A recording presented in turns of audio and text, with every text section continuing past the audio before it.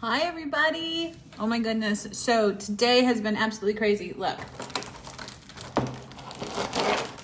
I don't know if you can see it, but I went out and bought myself a big balloon the other day.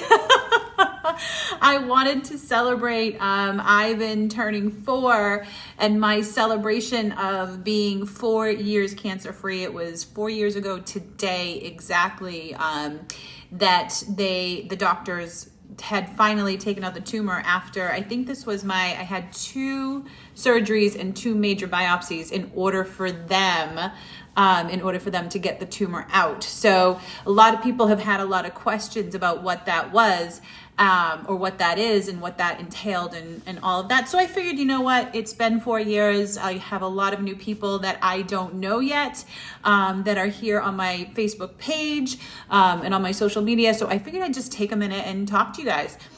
So what happened was a little more than 4 years ago, about 4.5 years ago, I knew something was wrong with my body. I was pretty much in tuned with what my body was doing. You know, I had done fitness competitions, I ate clean, I did all of the right things.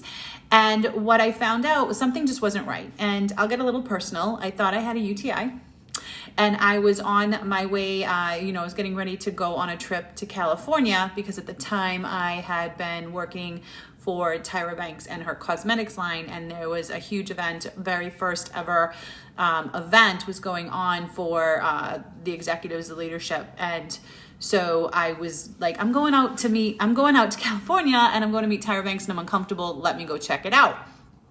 So what I decided to do was, I went to the doctors with a little bit of push from my friends. So I go to the doctors, everything was whatever. She goes, you don't have a UTI, but let's check you out. And all of a sudden I heard, what the hell is that? Now, ladies, if you know what's going on, if you know what it feels like to be laying on the table with your legs up and she feels something and says, what the hell is that? Then you need to do something, right? So you mean it's something major. So that's what happened. She said, I think it's just a cyst, don't worry. So months go, weeks go by, I go away, I enjoy my trip, come back, weeks go by, months go by, go through a surgery, came out of the surgery and they said, well, we thought it was a cyst, but we didn't take it out because it could potentially be something bigger. But you know what? We did do the full hysterectomy and you are now menopause. So lucky you. Okay, great. So then I have a couple of biopsies and that's when they discovered that it was a sarcoma tumor, a malignant sarcoma tumor. It was smooth muscle. And when they had first done a sonogram on it, it was the size of a racquetball. So thank you, Randy. So after all of that goes on, I turned around and went in for a major surgery. By the time they did the major surgery, which was 4 years ago today, it was a 9-hour surgery. All I kept thinking of is my poor husband. My poor husband has to be the one who has to sit here, and worry and be concerned. And it was going to be a longer day for him and my children and my parents than it would have been for me because I was sleeping. I had no idea I was sleeping. So they did it was a 9-hour surgery. They got in, they got every single piece of that tumor. They took in enough of a margin. Now, where it grew from, and everybody's always asked me, so I might as well tell you, it grew from my pelvis floor. So women, pelvis floor, it grew out of the muscles from the pelvis floor. Now that pelvis floor also is where all your rectal muscles are, right there in that pelvis floor. So in order to get the entire tumor out, which it took them 9 hours, and I guess they had 12 surgeons in the room, and it took 2 or 3 doctors to try and dig down there and move it because the thing was so big and so heavy. So anyways, when they did that, they took enough of the margin out in order to get every cell that was around it. The tumor ended up being 6 inches wide, 4 inches deep, and it was the size of a Nerf football. So think about this: September, racquetball; January 15th, Nerf football, sitting in my stomach. Wondered why I had a stomach. So because of that reason, they had to take out all of those rectal muscles. And with that, I ended up in a colostomy. When I woke up, I had been, prior to that, I had fought with the doctor and said, do not do this. Do not put me in a colostomy bag. I do not want to do this. I wear bikinis. I do fitness competitions. I was letting my vanity get in my way. The doctor said, listen, my job is to save you, and that's it. I have no intention of doing anything I don't have to. So I'm going to do what I need to save you. Thank goodness he said that. So I woke up from that surgery. Guys, the first thing I asked him was, did we get the FR? Did we get it? Because at the end of the day, when I really thought about it, I wanted to live. I wasn't done here on this earth yet, and I didn't know if I was going to have the chance to, because of the type of sarcoma tumor it was. If that cancer had gotten to my blood cells, there's no way I would have made it. What happens is this tumor, chemo couldn't work on it, radiation couldn't work on it, nothing was going to be able to shrink it. They had to surgically remove it. There was no other option. So what they did, so they did. So when I woke up, this was after me realizing, oh my gosh, like I really could almost die. I woke up and I was in a colostomy bag. And so after I asked the doctor, did we get the FR? He said, yeah. And he went to walk away, and he turned around and he goes, I'll talk to you tomorrow.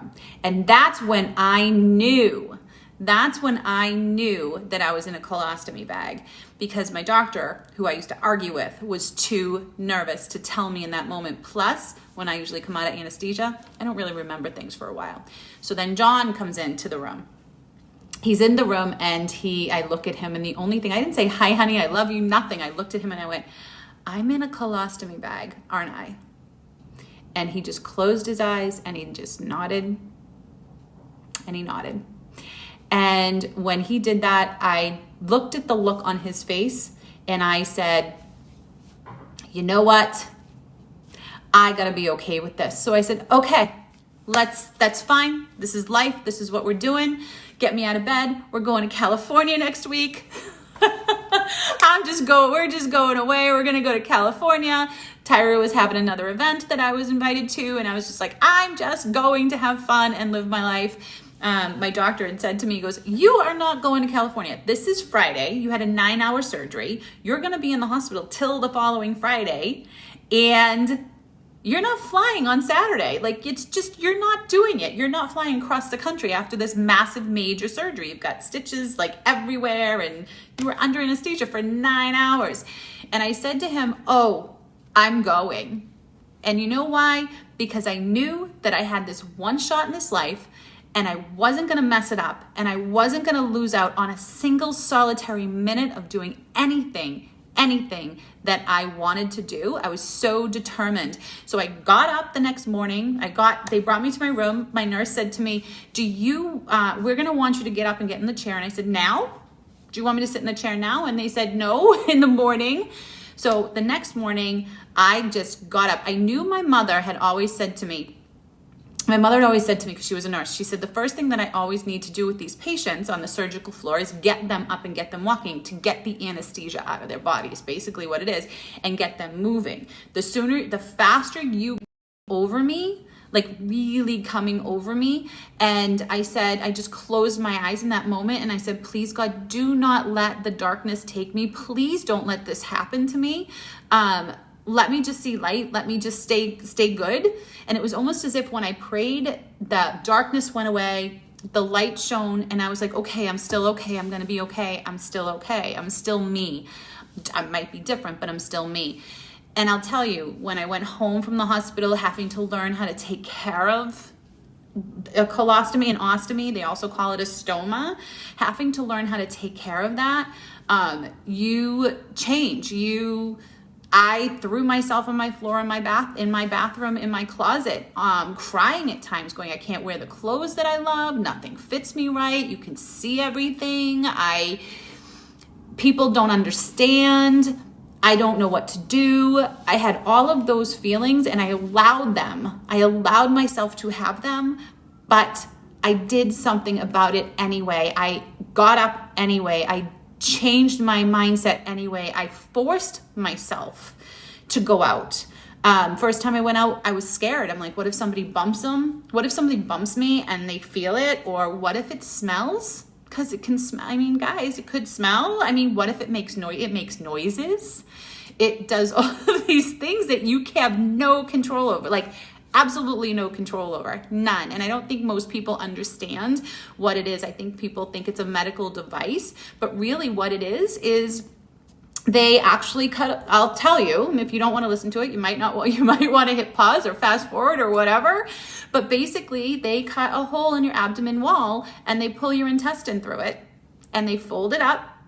They make it look like a sock and they stitch it together, and then that's it. So you can see what your body's doing on the inside, on the outside, just a little bit, not a whole heck of a lot. And what you do is the covers, the bags, you have a little sticker and that there's a hole in it, and you put that on your body and you snap your bag on it. And everything just goes in there if you have to. So there, I got really personal. That's what it is.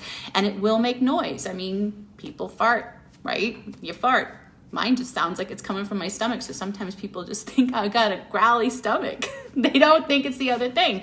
And I had to make other jokes about it. I had to say things like, well, remember the time, I'll tell you what, don't feel bad for me, because when you're stuck in traffic in the morning and your coffee's kicking in and you're squeezing those cheeks, because you know you've got to go and you're going to be running to a bathroom, it's never going to happen to me. I don't have that problem. Those are some of the things that I had to do to get myself away from it. The other thing as well is I had to name it. So I can almost disassociate it from myself and who I was and who I am, even though it's my body, it's a part of me. I had to disassociate it from myself. So I named it Ivan. And Ivan is actually for my doctor. His name was Dr. Joga Ivaturi. And so I named it Ivan. So because I gave him such a hard time and I would roll my eyes and I would say, I'm not doing this and this isn't happening and whatever. Now, whenever I make a noise or something is out of my control, I can just be like, here's Ivan. Oh, well, what are you going to do? What are you going to do? So that's the story, guys. I don't think I've ever come on here and explained it, explained what it was, explained who it was. So if you know people that do have a colostomy or an ostomy or an ileostomy or anything like that, give them some love, because you don't have control. You don't. You have none. You don't know what's going to gurgle or make noise or whatever it is. You don't. Most people have no clue I even have it. I could be walking down the street, in a restaurant, in a bar. It has not changed who I am. We go out to dinner. I go out with people all the time. I'm always out and about, as you guys can see. I live in the city. I'm around people all the time. And I don't really know when things are going to happen. And I've had some things happen, but most of the time, you just don't know. And I don't feel it. I don't feel it, and I don't feel any different. So anyways, you know something? It actually felt good to talk about Ivan today. My life is saved. God said to me, God left me here for a reason. When I found out about the cancer and those few months in between, I would stomp my feet and cry and yell and pray and say, I'm not done here yet. My life isn't over yet. This can't be happening. It's not fair. I never used, but then I said, what am I supposed to be learning from this lesson? What am I supposed to learn so that I can teach other people from my lesson, from my experience, from what I'm going through right now? How can I show people how to still instill confidence in other people? You know, it took a lot. It took a while and it took a lot of work. Love you, LaFay. It took me a lot of work to get to be okay. But it was a process. It was a process, and some days it still is a process. But you know what, guys, we really do. And I know this is so cliche, and people all the time are like, we've got this one life, and that's it. And I hope you never have to go through an experience like I went through to feel that feeling of, damn, I got one life. I've got so much I want to get accomplished. I'm going to go do everything I love to do. I'm not going to live this life small. I'm not going to do it small. So that's why it's taken me over 4 years. A lot has happened. We moved to New York. Tyra closed down her business. John had lost his job. We had financial issues. We sold the house. We sold the furniture. We came here. We got new jobs. I realized I can't work for a big, large company. I'm too much of an entrepreneur. So I started to now I'm building my own business. I'm creating the podcast. I'm going to talk about life a lot more. I think this story needs to be told a lot more because I think people need to understand what goes on with people with colostomies. And I think that I love building businesses. I love teaching people confidence. I love teaching people how to build their businesses. I'm pouring my heart and soul into Leanne in the City. Who knows how that's going to turn out? Right now, it's turning into a great podcast, and it's turning into a great course that I've created about building your business and your brand and who you are on social media. Created a course for that. Who knows how that's going to all turn out? Who knows the shifts life's going to take you?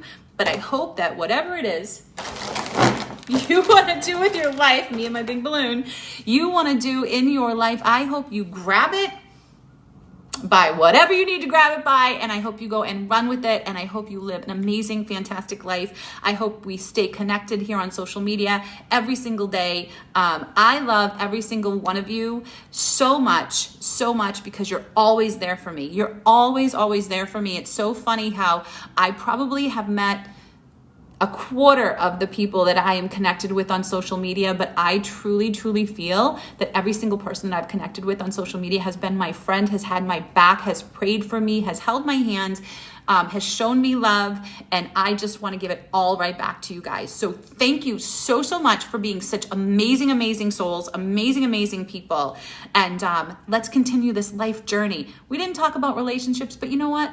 We did talk about relationships. We talked about us and our relationship and our community and how we're going to be better together as people because we're going to start supporting each other and understanding what each other's going through and really pick each other up. So I love you guys so much. Have an amazing day. I am actually going to go get Ivan a cupcake. I'm saying Ivan a cupcake. Yeah, it's me. I'm eating the cupcake. And I'm going to enjoy every single bite of it. So love you guys to pieces. Have an amazing day. And we'll chat again really soon.